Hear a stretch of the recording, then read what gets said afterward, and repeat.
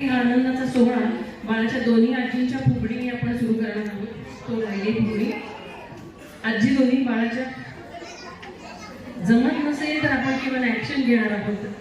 दोन्ही आजी आता मला काही येत नाही. आहो कुठे तुमचे माग आहे का? आहो तरी म्हणून फुगडी घालू शकता. फुगडी मागचं शास्त्र माहिती आहे का? फुगडी मागचं मी आधी शास्त्र सांगते. मला जे माहिती आहे ते मी तुमच्यापर्यंत पोहोचवते. या व्यतिरिक्त तुम्हाला जर काही माहिती असेल तर जरूर मला सांगा. आपल्या संस्कृतीने आपल्या परंपरेने आपल्याला फुगडी दिली आहे. आपण कितीही दमलेलो असलो तरी वारकरी संप्रदायामध्ये जेव्हा पंढरपूरला जातो तेव्हा कितीही शिणवटा आला असला तरी आपल्या फुगडीने आपला दम संपतो आणि आपल्याला पुन्हा उत्साहवर्धक वाटतं. फुगडी घालताना आपण असे असतो, तिरके हात असतात, आपला तोल मागे गेलेला असतो आणि आपण वेगात फिरत असतो, पण तरी पण आपण पडत नाही. का हो? समोरचा आपल्याला सावरत असतो. आपल्या संस्कृतीने आपल्या परंपरेने आपल्याला कुटुंब व्यवस्था आणि आपल्या समोरच्याला सांभाळायची संस्कृती दिलेली आहे. म्हणून आपल्या कोणत्याही कार्यक्रमाची सुरुवात एकमेकांच्या हातात हात घालून माऊलींच्या फुगडीने करतात. धन्यवाद. आपण फुगडी घेऊया. राधे गोविंद गोविंद राधे गोविंद गोविंद राधे गोविंद गोविंद राधे गोविंद गोविंद राधे गोविंद गोविंद राधे गोविंद. आणि फुगडीनंतर कोणी नसतो ज्येष्ठ, कोणी नसतो कनिष्ठ, समोरचा आपल्यासाठी असतो अंतरीतला आपलेष्ट. म्हणून तो लहान असो अथवा मोठा असो, प्रत्येकाला आनंदाची आणि सौभाग्याची फुगडी घातली जाते.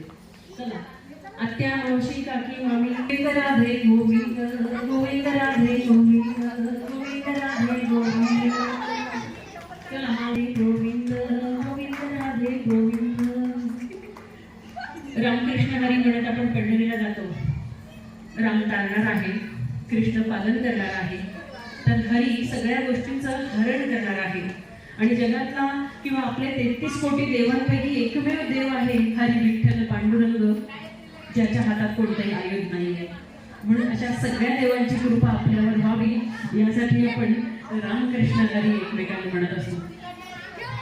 चला चला मावशांनो,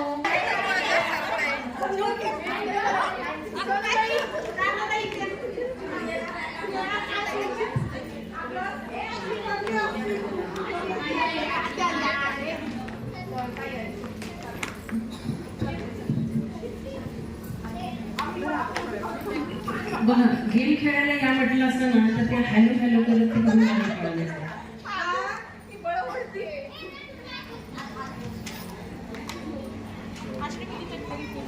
हा, ते खूप काढून ठेवा नाही तर हाय हिल पे नचे असं होईल तुमचं.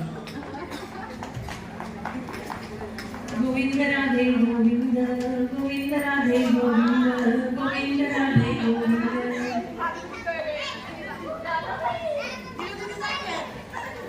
गोविंद राधे गोविंद गोविंद